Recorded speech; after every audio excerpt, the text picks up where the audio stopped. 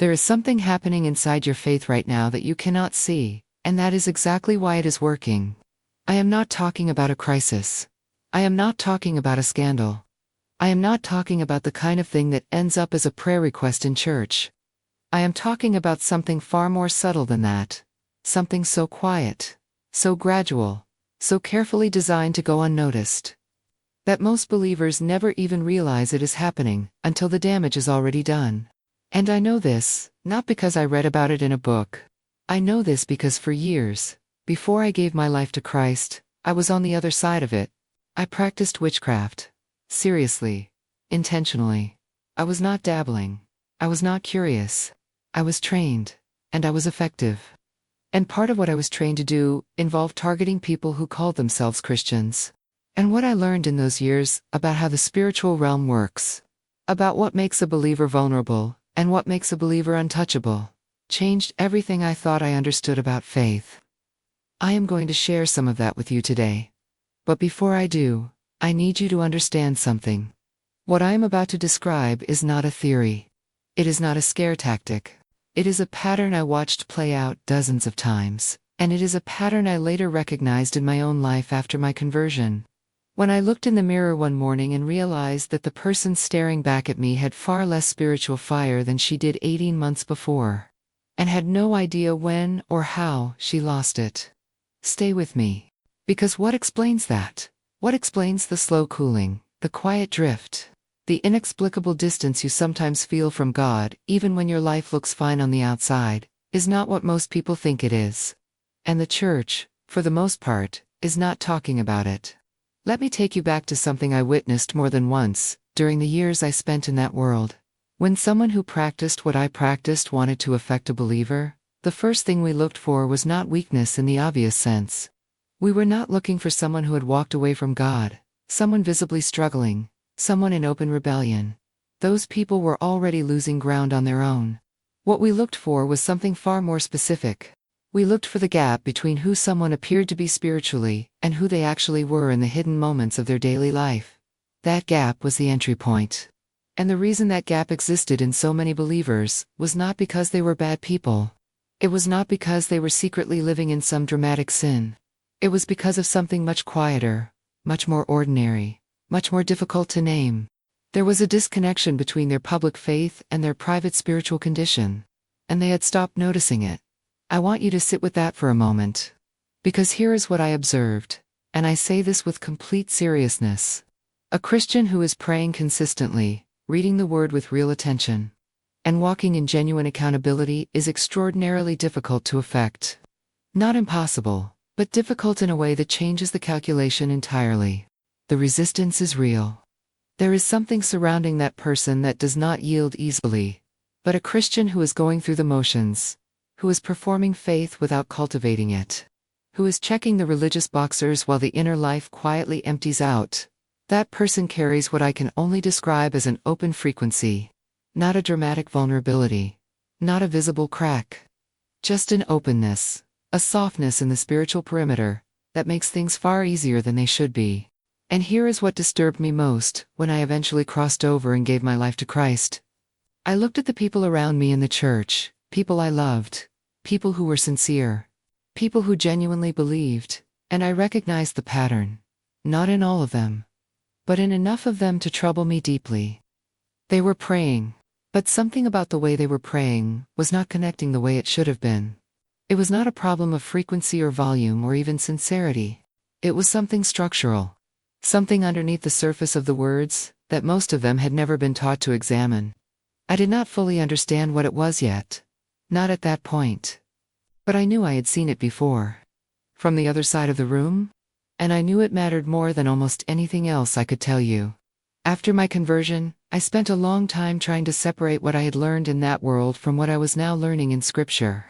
Some of it I had to discard entirely. Some of it was simply darkness, dressed up in language that sounded profound but led nowhere good.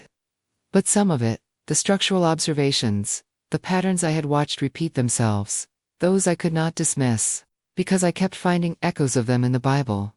Not in the fringe passages that people use to build strange doctrines.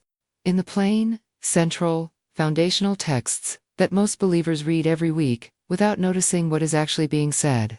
There is a verse in the book of Galatians that I must have read 20 times before it finally stopped me cold. A little leaven leavens the whole lump. 5 words. And when I read them the morning that everything shifted for me, I was not in a church service. I was sitting alone at my kitchen table in a house I had rented after leaving behind nearly everything connected to my former life. And something about the silence of that morning made the words land differently than they ever had before. Because in the world I came from, that principle was not a metaphor. It was a methodology. You did not need to introduce something large to change something entirely. You needed something small. Something that would not trigger a reaction. Something that would be absorbed before it was recognized. And then you waited. Because the nature of leaven is patience. It does not announce itself. It does not ask permission. It simply works, slowly and completely, until the entire mass has been changed. And, sitting at that table, I began to think about my own life, with an honesty that was deeply uncomfortable. Because I had been a believer for over a year at that point. I had gone through the initial fire of conversion. That season where everything feels new and electric, and you cannot get enough of God's presence. I had been baptized. I had joined a community of believers. I had started serving. And somewhere in the middle of all of that good, visible, measurable, spiritual activity, something had begun to change. Not dramatically. That is the part I need you to hear clearly. Not dramatically. The prayer times got shorter. Not because I decided to pray less. It happened the way most spiritual erosion happens. Through a series of small, individually justifiable adjustments. I was tired. I had an early meeting. I had already prayed in the car. Each decision felt reasonable in isolation. But the cumulative effect, which I could only see when I finally forced myself to look at the full picture rather than the individual moments, was that I had quietly reduced the most important conversation of my life to something I fit in between other things. The word became something I consumed, rather than something I inhabited. I was reading it, technically. But I was reading it the way you read a news article. Scanning for information. Moving on. The kind of slow, meditative engagement that I had experienced in those early months, where a single passage could hold me for an hour, had been quietly replaced by something that looked the same from the outside, but functioned entirely differently on the inside. And the content I was absorbing from the world around me, the shows I was watching, the conversations I was participating in, the background noise I was allowing to run constantly through my home, none of it was extreme. None of it was the kind of thing that would raise a flag in a discipleship conversation. But it was slowly, steadily, recalibrating what felt normal to me. And as my baseline shifted, my sensitivity shifted with it. I did not notice. That is the point I need to press on before I go any further. I did not notice, because the change was gradual enough that each day felt essentially the same as the day before. There was no moment of rupture. There was no decision I could point to and say, that is where I went wrong. It was accumulation. It was the compound effect of small concessions over enough time that the distance only became visible when I stopped and looked backward across the full span of months. And when I did look backward, I recognized something that made my stomach drop. I had seen this before. Not in myself. In the people I used to watch from the other side. This was the pattern. This was exactly the pattern. And understanding that changed everything about what I did next. Here is what most churches will not tell you. And I say that not as a criticism, but as an observation from someone who has sat in many of them with genuine love and genuine hunger. Most teaching on spiritual weakness frames the problem as a lack of something. You are not praying enough. You are not reading enough. You are not in community enough. And while all of those things matter, while all of those practices carry real weight, the framing misses something foundational. Something that sits underneath all of those behaviors and determines whether they actually function the way they are supposed to. The problem is not always absence of spiritual activity. The problem is often the erosion of spiritual authority. And those are not the same thing. You can be praying every single day and operating without authority. You can be in the Word consistently and still be functioning from a position that has been quietly compromised. Because authority in the spiritual sense is not primarily about what you do. It is about what you are aligned with, what you have left unaddressed, what you have allowed to accumulate in the interior of your life without bringing it into the light. I want to be precise here, because this is the part where some teachers veer into territory that produces fear rather than freedom, and that is not where I am taking you. Spiritual authority, the kind that Jesus modeled and then delegated, is not a performance. It is not a spiritual rank you achieve by completing enough religious tasks. It is the natural condition of a life that is genuinely submitted, genuinely clean, and genuinely rooted.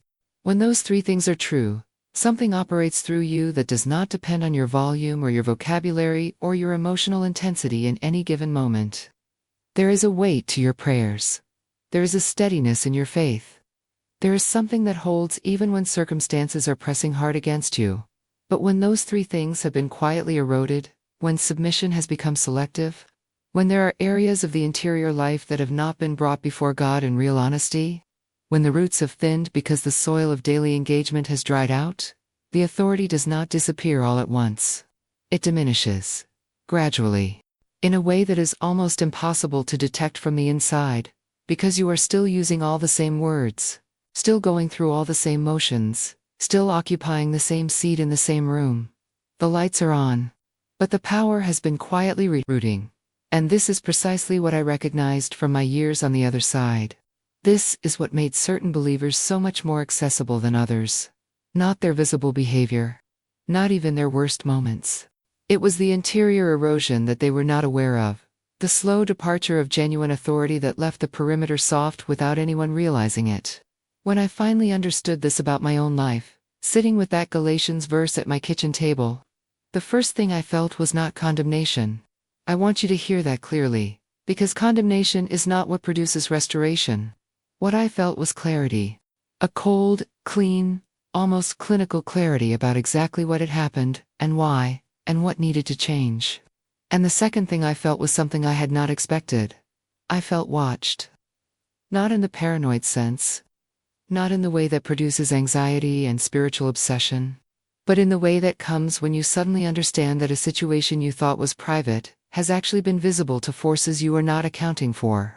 That the drift you thought was your personal, interior, invisible struggle had been, in a very real sense, legible, readable, and that the reading of it had not gone unnoticed.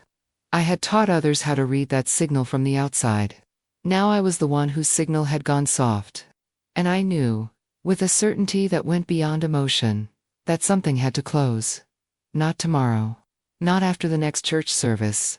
Not after the next conference, or the next prayer event. Something had to close today, in the quiet of that kitchen, with no audience, and no applause, and nothing to mark the moment except the decision itself.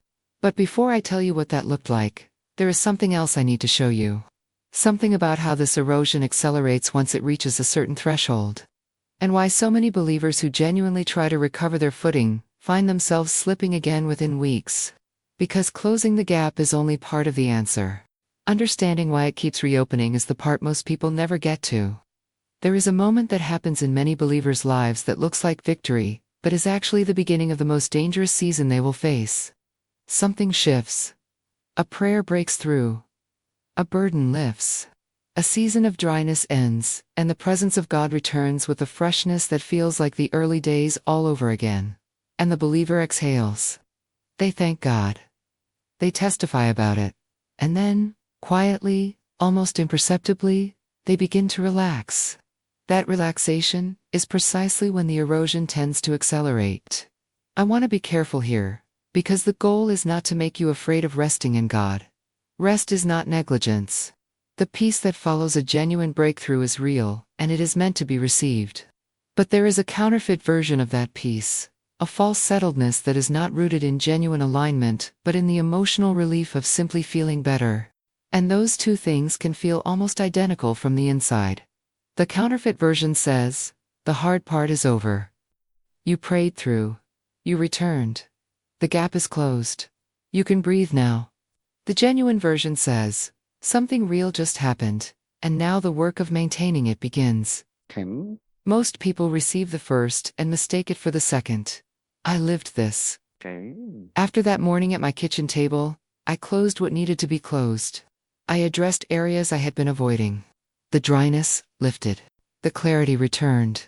And for a season, everything felt different. But then life continued. Because life always does. And the practices I had restored began to require more deliberate effort than they had in the heat of that first return. Not more time. Just more intention. More conscious choosing. On the days I chose well, everything held.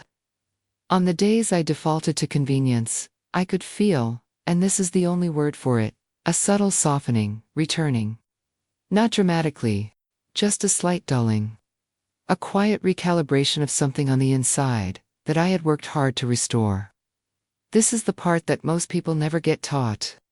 A breakthrough is an opening, not a finish line. What is, one must also be kept. And keeping it requires a different kind of attention than winning it did. What works most effectively against a believer is not dramatic confrontation. Dramatic confrontation galvanizes people. It sends them to their knees. It draws community together. What works is something far more patient. A slow, steady conditioning of the interior life over time. A gradual normalization of conditions that, 6 months earlier, that same believer would have recognized immediately and rejected. By the time any real confrontation arrives, the ground has already been prepared. This is why vigilance matters, not paranoia. Those are two entirely different postures, and confusing them is itself part of the problem. Paranoia is fear-based and exhausting. It collapses under its own weight. Vigilance is quieter than that. It is the daily, undramatic habit of tending to your interior life the way a gardener tends a garden. Not in fear of pests. Just in consistent, attentive care. Removing what does not belong. Watering what needs water. Noticing when something has shifted and addressing it before it spreads. The gardener who tends every day does not spend those days in anxiety. They simply tend, and the garden remains healthy, not because they are afraid of losing it, but because they never stop paying attention to it. I want to leave you with something that I do not say lightly. Because I spent too many years in a world that distorted it before I understood what it actually meant. You were never called to live under constant spiritual pressure. That is not the design. That is not the inheritance. The life described in Scripture for a believer who is genuinely rooted, genuinely aligned, genuinely walking in the authority that was purchased and delegated, is not a life of unending siege. It is not a life of perpetual exhaustion, or constant warfare, or waking up every morning wondering what is coming against you today. It is a life of established ground. An established ground feels different from contested ground. There is a settledness to it. A stability that does not shift with every change in circumstance, or every shift in emotion. A confidence that is not arrogance, but is simply the natural condition of someone who knows where they stand, and has done the daily work of standing there. What I described today, the silent drainage, the gradual erosion, the small concessions that accumulate into significant distance, none of it is inevitable. None of it has to be your story going forward. But closing the gap requires honesty first. A willingness to stop and actually look at the interior life, not the visible performance of faith, not the attendance record or the service schedule, but the real condition of the inner world that only you and God have full access to. Ask yourself honestly when you last felt the presence of God with genuine intensity. Not just an emotional moment at a worship service, but the kind of deep, settled, interior knowing that your life is genuinely aligned with the one it belongs to. If the answer is recent, tend that. Protect it. Give it the daily attention it deserves.